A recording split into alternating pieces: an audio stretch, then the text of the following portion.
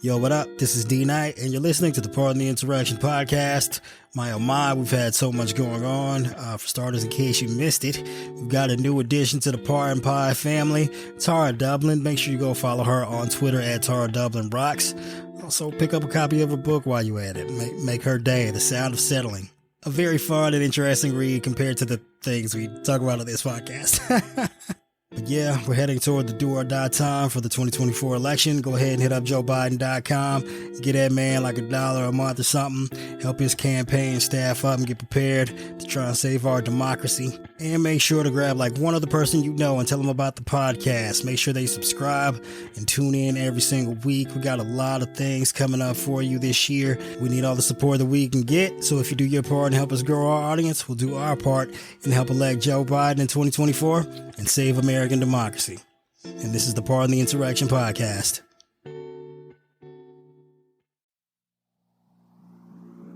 One, two, three, four. Hey, this is D Knight. This is Carol. This is Ty. And you're listening to the Pardon the Insurrection podcast. The podcast where you don't know if we're actually pro-insurrection or not until you listen. But before we get to the crazy insanity of the week, let's give a shout out to our sponsor, Sheets and Giggles. Actually, as a matter of fact, why not let the CEO of Sheets and Giggles himself step in and handle it from here? Thanks, D. Appreciate it. I'm Colin, founder and CEO of Sheets and Giggles. And if you haven't heard of us, we sell bed sheets.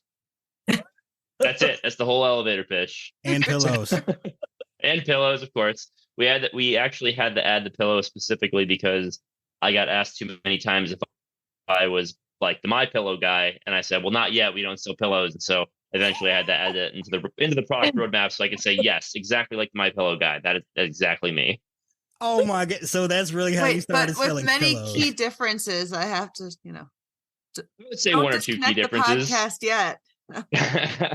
But yeah, no. So Sheets and Giggles, as the sponsor of this illustrious podcast, we make sustainable eucalyptus sheets, mattresses, pillows, all renewably out of trees that are grown on biodiverse farms. We use about 96% less water than cotton, 30% less energy, no insecticides, no pesticides.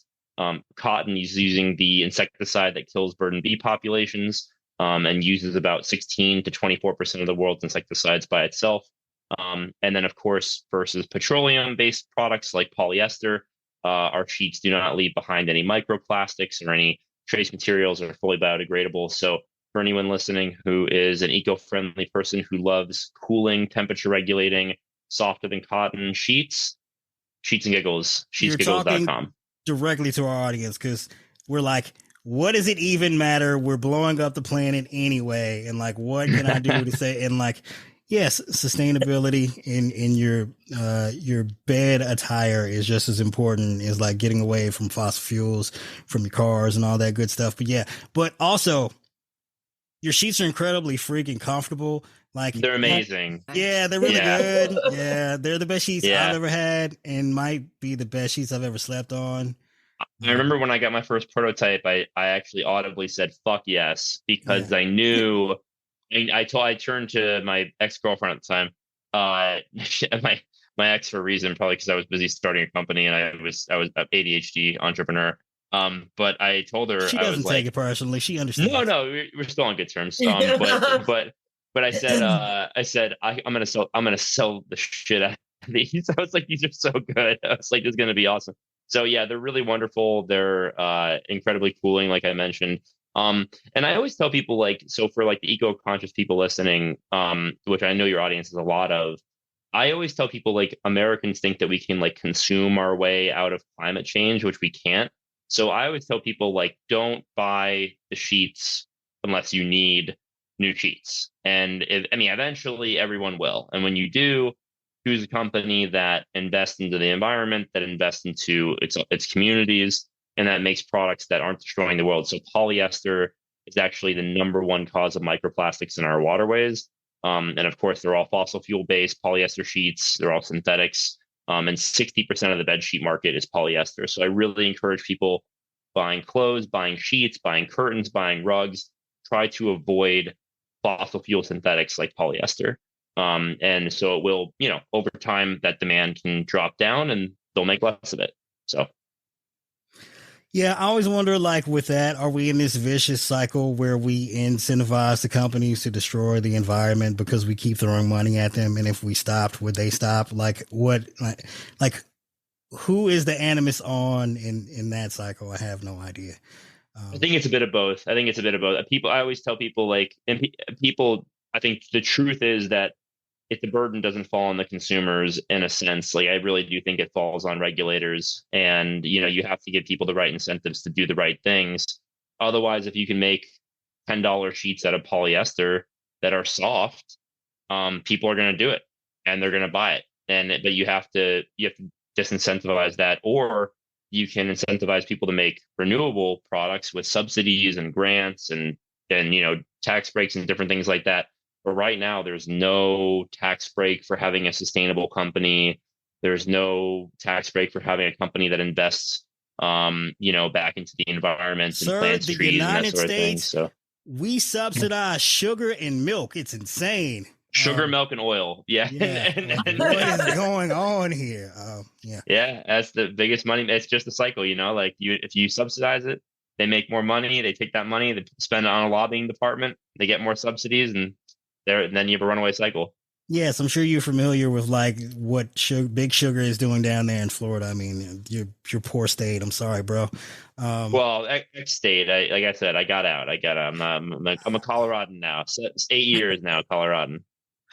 You could never shake that Florida man off of you entirely. It's true. The Florida man. My friends still call me Florida man. I do Florida man things. It's kind of in your blood a little bit.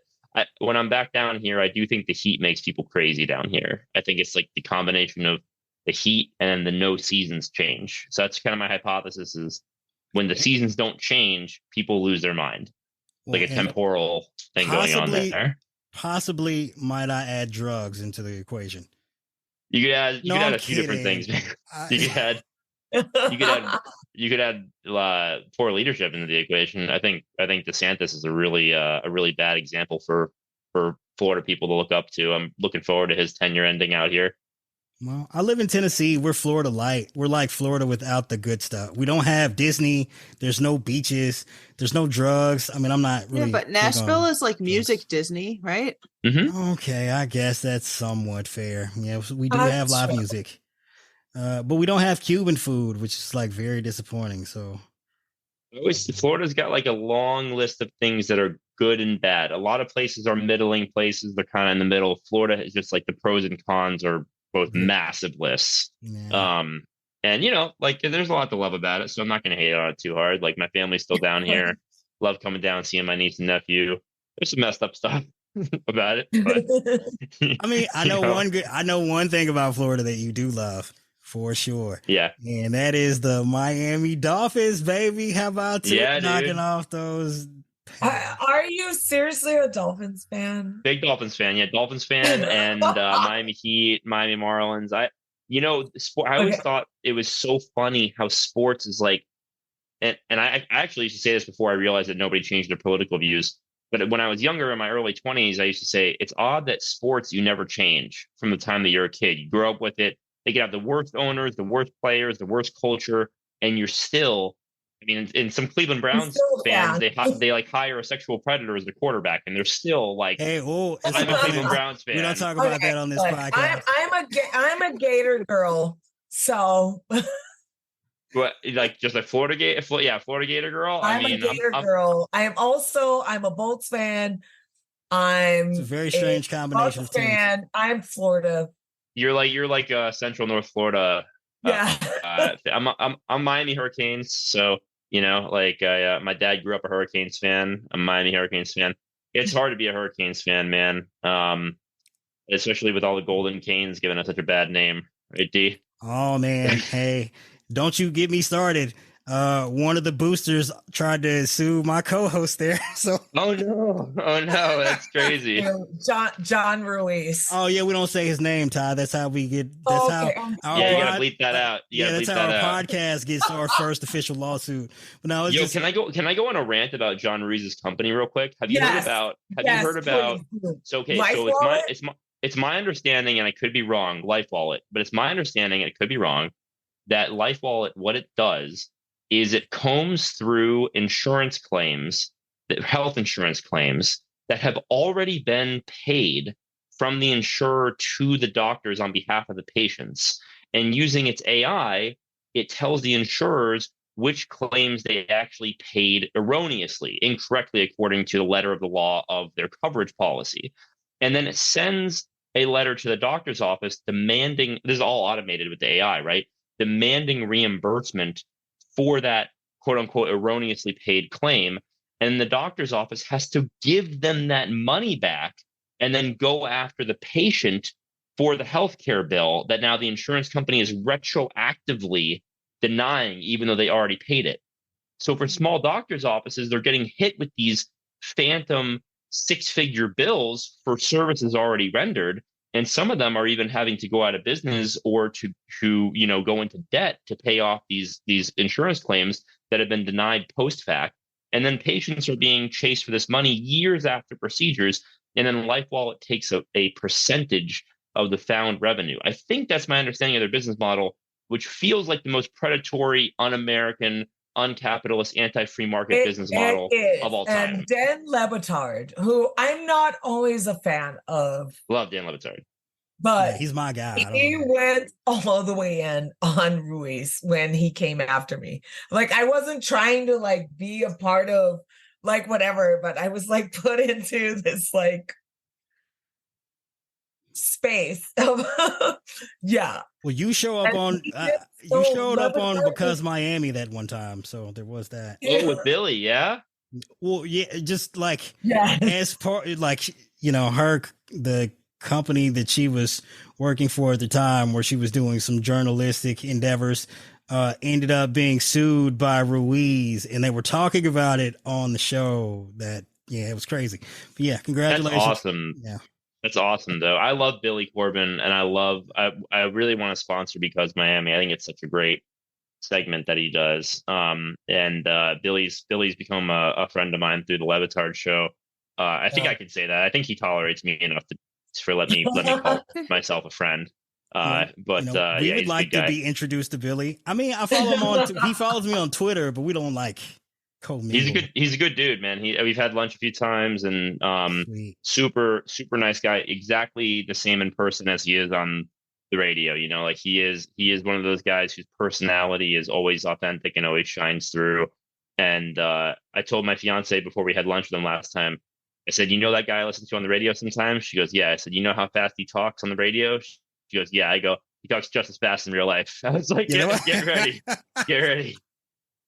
Oh yeah, well I like his documentaries as well. He does very good work. Oh, so good. So good. God Forbid, sure. Cocaine Cowboys, The U. Kudos to that guy. But no, you nailed Ruiz's company. Like, you explained it better than I ever could, because the way I understood it is he's robbing insurance. Well, yeah, he's basically robbing doctors' offices of money that they probably shouldn't got, and like the burden it's crazy. Yeah, it's bananas. But the thing is, he's actually not even good at doing that, because, his company was, projected to make hundreds of millions of dollars. And apparently it's made only tens of millions since going public. And it seems like a whole Ponzi scheme. Seems like quite the unsupported market valuation. The way that I would phrase it. Going the direction of like the Sam Bankman-Fried of Golden Canes. He is someone that I right away when I heard about his company and stuff sponsoring the University of Miami, as a fan, I was like, I don't think that's someone I would want my university to be, so to speak, in bed with. So that was kind of my initial response. So, and I'll get in bed with just about anybody. So, because you make sheets, sir. Yeah, I'm in bed with hundreds of thousands of people. You know what I mean? So. Well, you're in bed with me just about every night. I even need to wash my sheets, but like I don't want to like sleep on my crappy sheets for like even one night, so I refuse to take them off the bed. But yeah, look, D, treat yourself. Get another pair. I think once Colin, is there a discount code available? Yeah, of course. I think it's is it pardon insurrection, or is it PTI? What code did I make you? I don't know if you made me one or not, but I actually, so I'll tell you, this is really funny.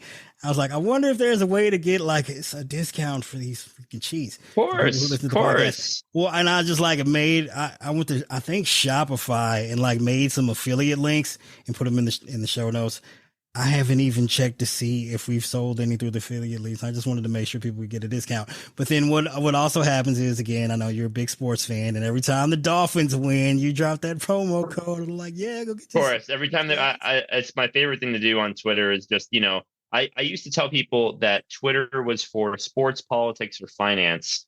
And it was really hard to, as a brand, break into any of those three verticals. It's very odd for a brand to do that. And then I found the Levitard show and was able to break into sports Twitter. And our impressions went from like tens of thousands per month to like millions per month.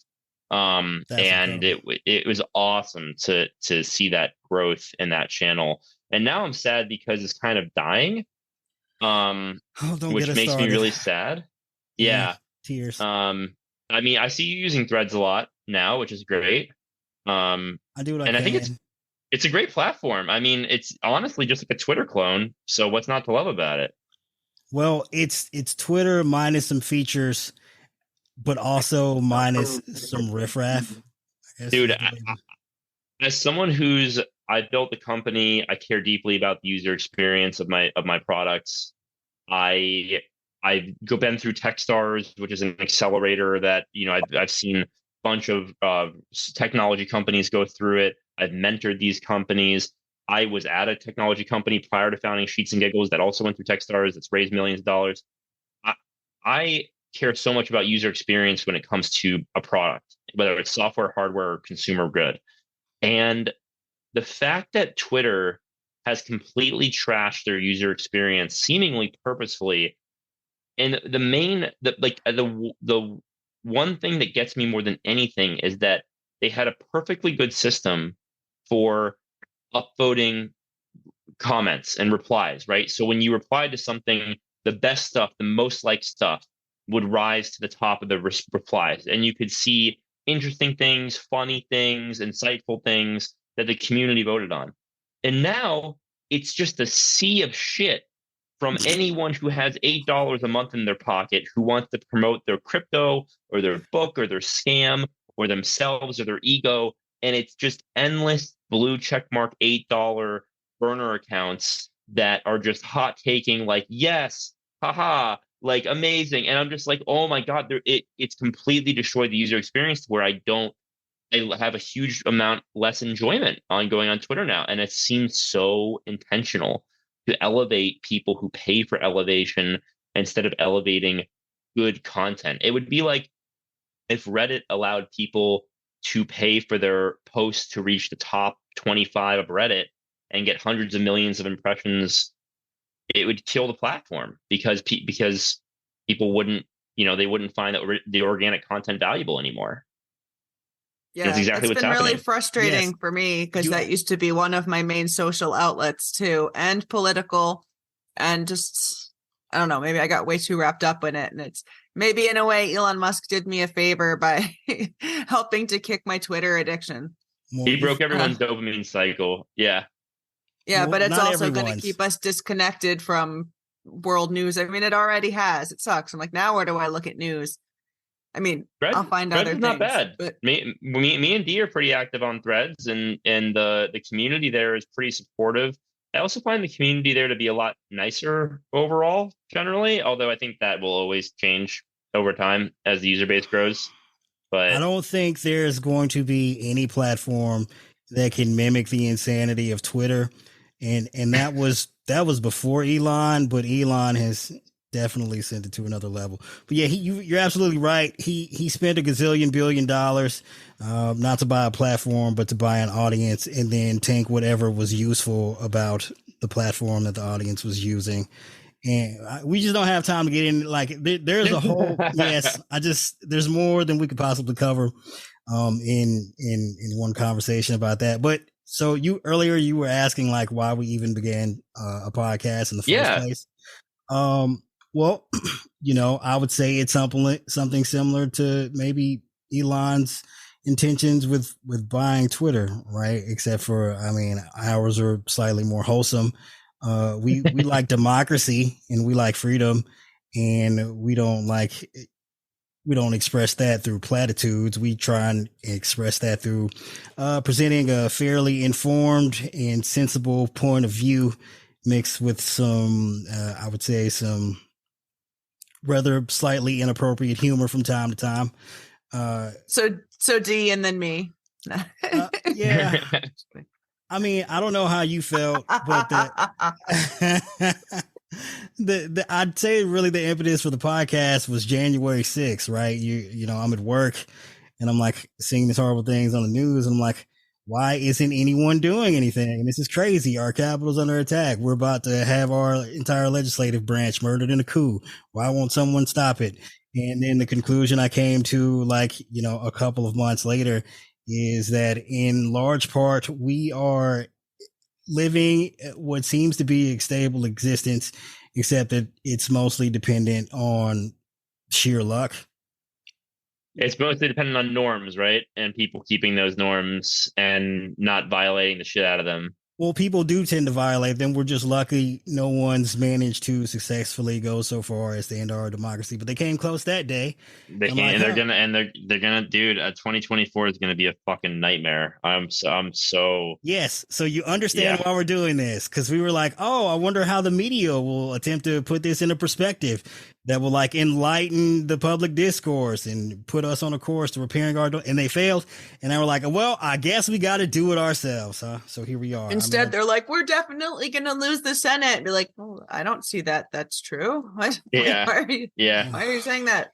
They're so defeatist, and they're also, I think, contributing to a lot of it. One of the things that I try to keep in mind is that the media is owned by massive multinational, multi-hundred-billion-dollar corporations, right? Like Comcast owns NBC, Disney owns ABC, $300 billion company, $200 billion company.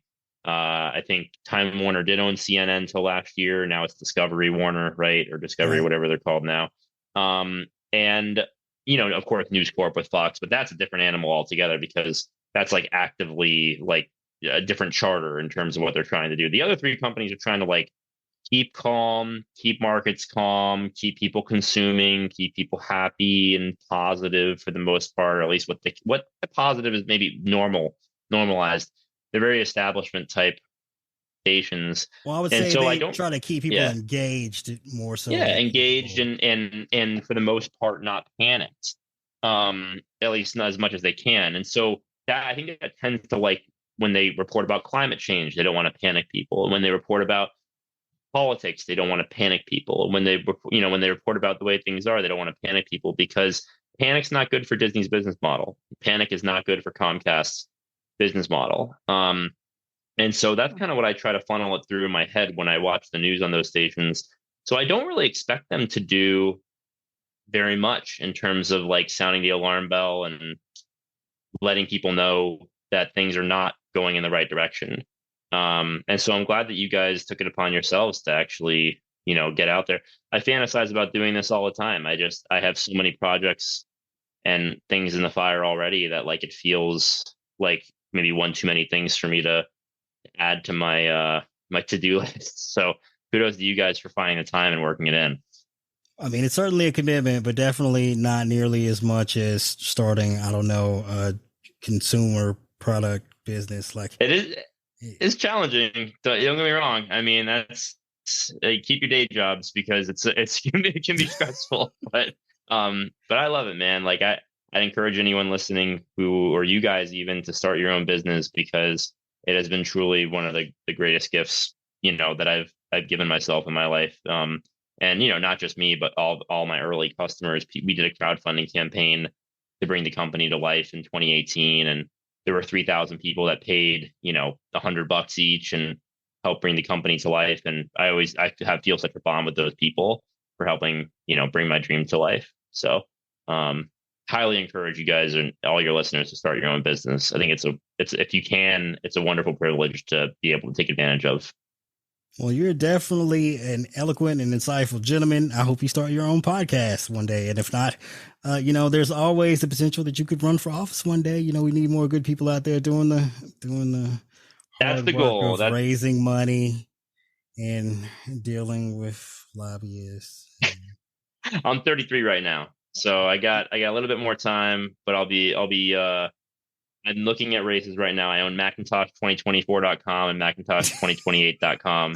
So, and I feel like congratulations on being ahead of that, by the way, because those thank domains you. are expensive. What district are you in? I'm in Colorado's. Oh gosh, I want to say third district, but I might be wrong. Brittany Pedersen is my rep, and she's lovely. I actually met her at an event maybe 2 months ago in my district. And I think I'm actually going to throw an event for her in the new year. I would love it to be like a fundraiser that I can throw. It'd be my first time doing something like that. And awesome. Yeah, and it will be like the no strings attached fundraiser. So you can talk about anything all night except politics. So no one can ask the Congresswoman any favors. Is it possible that you could like move to Lauren Boebert's district?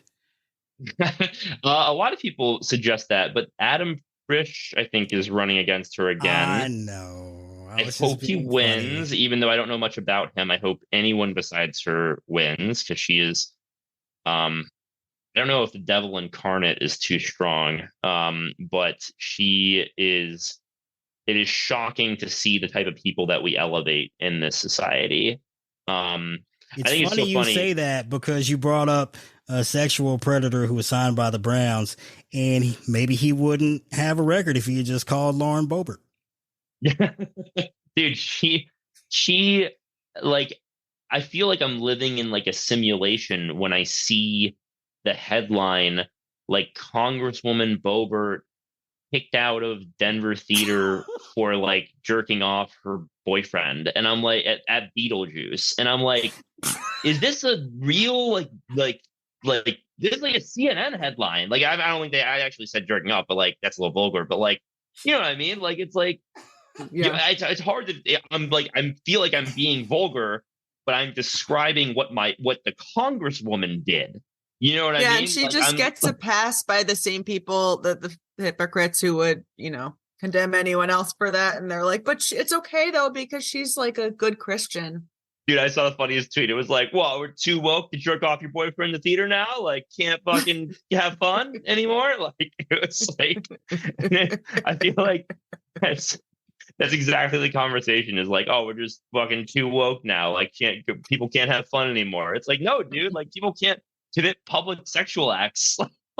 In the theater with she's still legally married. No. I'm glad you understand that we're living in constant insanity, because like that was like, so I don't know. I don't even have I talked about this on the podcast, Carol? So the origin story of my ever changing Twitter handle, which hasn't, my Twitter screen name, which hasn't changed here recently, was that like, all right, it was 2020, and like I had my name was my screen name. And then, of course, it was the middle of the pandemic. Trump was getting like on TV, like doing these fucking press conferences or these interviews, and he was saying insane shit. And it was just like, this is bananas. I can't believe he said that. I never want to forget that. So I like changed my screen name to the thing he said. And like 2 days later, yes. And then like 2 days later, he said something even crazy. And I was like, what? And okay, let me change it again. And then like, it was that famous, maybe you've seen it, maybe you haven't, but it was that famous press conference with him and Dr. Fauci, and, Trump was like, about the bleach. Yes. He was like, you can inject bleach into like to help cure COVID. And then, or you can like use light and insert it into the body or whatever. And I'm like, all right, this is crazy. So, like the thing just evolved from like, all right, well, it was like I smoked Well, first it Smoke was bleach. hydroxychloroquine because he was recommending that. And then it was I like, remember all that. right, he said something crazy here. It's like, all right, it's bleach now, bleach injectables or something crazy. And then the next week it would be another thing and it would change to that. And it was just this ever evolving thing that I started in order to hopefully remember all the crazy things that happened. And it grew into this thing where now I remember none of the things because there's been so many. Dude, people who like Trump, they ask me, they're like, so do you hate the way, like, they think they're gonna like get me or something. They're like, do you hate the way he acts, or do you hate the policies that he passes? And I'm like, first off, I think the policies he passes are very attractive. But more importantly, when I listen to him, the language center in my brain breaks down and I become a worse English speaker. My writing becomes worse. My speaking becomes worse. He is actively attacking like the language center in my brain when I hear him talk. So yes, I find his policies destructive, and I'm That happy to checks go in. I'm happy to go into why I think that. But oh my God. And they're like, well, what about the tax cut? And I'm like, yeah, like 70% of that tax cut went to the top 1% of earners. Like, I can show you a chart. Then if you tell me your income, I'm happy to show you where your tax break actually lies and where it runs out in 2027. Do you know that it runs out in 2027, Mr. Ask me about Trump's policies? No, they never fucking do. But like the point is that like beyond the policy, beyond the behavior, beyond the threats to democracy, just the language that he uses actively makes me dumber. And I feel dumber every time I listen to him. And I hate feeling that way.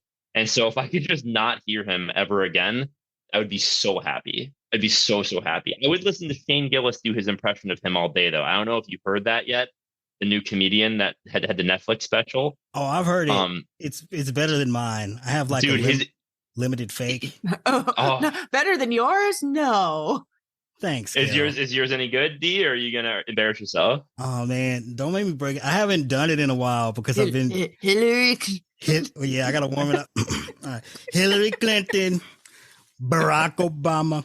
All right, so like let me read a Trump tweet for you or something. You don't have. Oh well, yeah. You gotta. I think Shane really lays it out well, which is you have to say the thing, and then you have to say the thing you just said. Like, wow, what a great podcast! I signed on the Zoom and I said, wow, what a great podcast. many people are saying it's the best podcast in the history of the internet. Yeah, I have just learned that the very biased Trump-hating judge in D.C., who should never have accused herself due to her blatant I can't do it right now. I need some, let me warm up and I'll get the next episode. I got you covered. Yeah, all good, man. I'm glad you tried. It takes courage to try it live on air when you get put on the spot. So that's pretty bad. Yeah, I mean, I can always edit that out. It's totally fine. Yeah. Well, so I'm curious, and I'll interview you a little bit. I'm always curious to ask the question of what are people's one or two core policy wishes? If you had a magic wand, or you were, someone who could get legislation pushed through Congress, and I think ignoring the elephant in the room, or the root of all evil of campaign finance, which obviously prevents any of our wish list items from ever being passed. That's definitely number one. Does being able to vote count too in the same way? That might be close. That's sort of that's a baseline, right? You know what I mean? Like voting rights and that sort of thing. I guess I'm more like. But the thing is, there's so many things we have considered baseline over our lifetime that are now being threatened. So I'm like, yeah, it's a good point. So I'm like, it's funding education and being able to voting rights. Okay, well, a voting right should be taken for granted. Okay. Funding education and women's rights. Oh, both of those are okay. Well, no, I have an answer for you. I was just, it's definitely campaign finance. But if there's one thing I would if things are all important to me. If there was no way that we could ever reform campaign finance, the number one thing on the list I would change tomorrow that would eliminate, not half the problems, but it would be a resolution for a large majority of problems, especially when it comes to how we elect our congressional representatives, is gerrymandering. And it would also solve a lot of state problems, because you have states like Mississippi, which I can't remember the exact number, but something like 40% of the population is black, but all of the representatives are all white. Yes, in the state legislature. Yeah. And like the only conclusion you can draw from that is like the entirety of the white population in Mississippi is voting against black people. But Yeah, even I if mean, that, yeah, yeah, even if that were the case, if you eliminated gerrymandering, then you'd have 40% of the state legislature be chosen by the black a population. proper And representation. Yeah, a more proper representation. And I think that the gerrymandering is a huge problem. I would put that easily in my top five. Carol, I'm curious what your, because you went on a laundry list there. I'm curious what your top one or two, if you really had to like narrow down, be like, all right, there's one or two things I would love to see in the world. Oh, I mean, geez, I'm trying to think how big I can go with this. I Go as mean, big as you want. So, I mean, let's not do a world peace magic wand, but you know what I mean. Like maybe something like that America could do for America. I think that we could probably save as much money on if we diverted money from policing to Hmm. like building little small houses or anything to house, like use that money for housing instead. I think it would more than pay off very Mm-hmm. quickly, and as well as solving all the humanitarian problems, and keep not all of them but the ones associated with like just letting our fellow citizens just like starve and freeze. Waste away. uh Yeah, Denver's doing something really aggressive like that. The new mayor is pushing really hard for homelessness funding, and we're spending a record $242 million on homelessness this year, with the goal of putting 1,000 people in state paid for homes by the end of the year. And that's they're amazing. making good progress on it. And I bet the crime rate would go down. Oh, I mean, necessarily. I mean, where I used to live in Denver off 8th and Grant, it was the last month was all homeless encampments. And, I feel terrible for those people, but also I feel terrible for the neighborhood because, the restaurants get some of their stuff stolen and, or camped out in and damaged and that sort of thing. And, there's a lot of drugs and open air bike shops and stuff. And so, yeah, I mean, it's a serious problem that cities really need to tackle. So I'm excited that Denver's doing something about it. oh, Um, it's awful here. Like the amount of money we spend on policing homelessness as a city, like you could actually afford to just build them houses. Yeah, I yeah, mean that totally. was the point I was trying to make. You made It's it. okay. You were Well, high. We totally understand. no, We does yeah, that. I think you made it very eloquently. I think that's exactly what I was trying to say is Denver's doing exactly what you wanted to do. Yeah. It's a fight though, because you get a lot of not in my backyard people. And so, they don't want that. Look, it's funny. The top comment on the Reddit post that I saw the other day about it was, and I've seen a bunch of posts about it, but one that stuck with me was, it was really funny. It was like, hey, as a Denverite, if we could just do something that costs no money and that inconvenienced no one, and that was implemented immediately, that would be great. And it's funny because I feel like that's always the criticism of like anything that cities ever try to do or like people ever try to do is like, I want it to cost nothing, don't inconvenience anyone, and be finished immediately. It's like pick one You know of what's those crazy? things. Like it sounds awesome, but like you're running a business, and I'm sure like you above all else know that like people trash spending all the time. Oh, the government's spending all this money, the state's spending all this money, the city's spending. Well, depending on how you look at it, like you can't have anything without investing. And like, And it's all a drop in the bucket, man. I've spent the last 5 years, I've spent tens of millions of dollars selling betting on the internet. So to do infrastructure, and to tackle homelessness and education, like yeah, it's a huge amount of money and effort. And my wish list item would cost trillions of dollars, which is I'm a big proponent of free healthcare, and the way that I think about it is I think it's crazy that cancer can bankrupt you. I think it's crazy that premature babies can bankrupt you. I think that it's insane that you can get shot in a school or on the street or in a grocery store or in a bowling alley and then get a bill that bankrupts you after that. And I think that it's a kind of a uniquely sick American problem, no pun intended, that we have medical bankruptcy. It's almost a completely unique American problem. And as a CEO who chooses healthcare for families, I find it fundamentally absurd that I'm 33 years old. I started my company when I was 27. I had no experience, no training, no education, nothing forced upon me to study or to learn about how to choose healthcare for families. And yet, because by the virtue of the fact that I started a pun-based bed sheets business, I was forced as CEO to choose healthcare plans for disparate workers with families who have completely different needs from one another and find a one size fits all plan for these dozens of employees. And I think, and if they lose their job, if they're not great at selling bed sheets this quarter, or the company has a bad 6 months of selling bed sheets, and I really like to amplify the bed sheets part of it because I think it's so ridiculous. Their child can lose access to their doctor because we had a bad year of selling bed sheets. I mean, that type of connection is so inane that I think it does make the point to people about how crazy our employer provided healthcare system is. So that's my wish list item. Yeah, well, that's that's not a bug. It's a feature of the system. Yes, unfortunately, These people trapped in jobs they hate.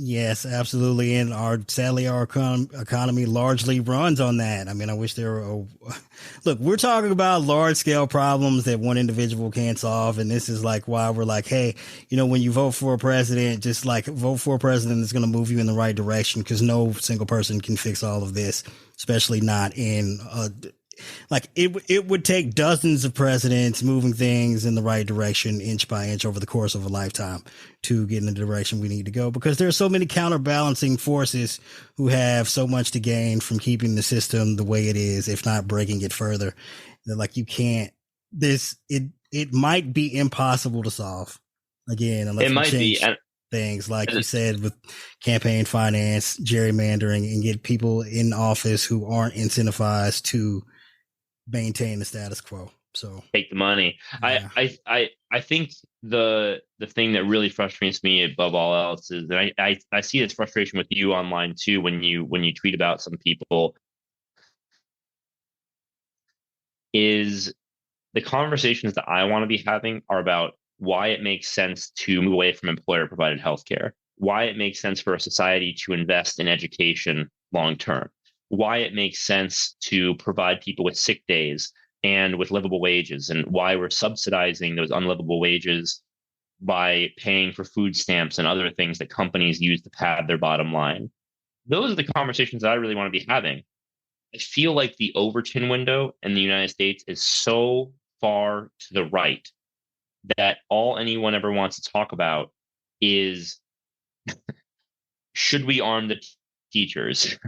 Or what, like it's another it's transgender people under attack, or it's banning books that mention gay people, or it's one scapegoat after another, and it's never this really serious systemic problems that would actually improve the lives for not just the small percentage of people, but like 90% of people in the United States. And I think my greatest frustration is that we spend so much time on these culture war niche conversations, but then I remind myself that they're not niche because we're actively playing defense against the erosion of these particular human rights. And that's, I think, what really makes me sad is the Overton window has shifted so far right that it feels like all we can do is play defense. And I really want to be playing offense with, some of these policies that can really help people, but it feels like we're so far away from that. So far away from that. And it makes me sad. It's a sad thing to say, but I just feel so sad far as well. I'm also sad, but I that's why I am stoned, because I can't take the world otherwise. Okay, no. Yeah, what can you do but fire up a blunt and try and forget about this shit? And that concludes this episode of Pardon the Insurrection. Uh-oh. Start over.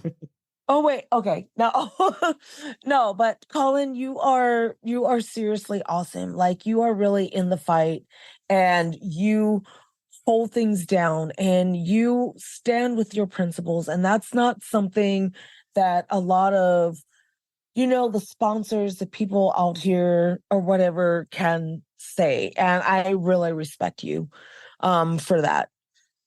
Thanks. I appreciate it. Seriously. That's super nice of you to say. And you're hot. Thanks, man.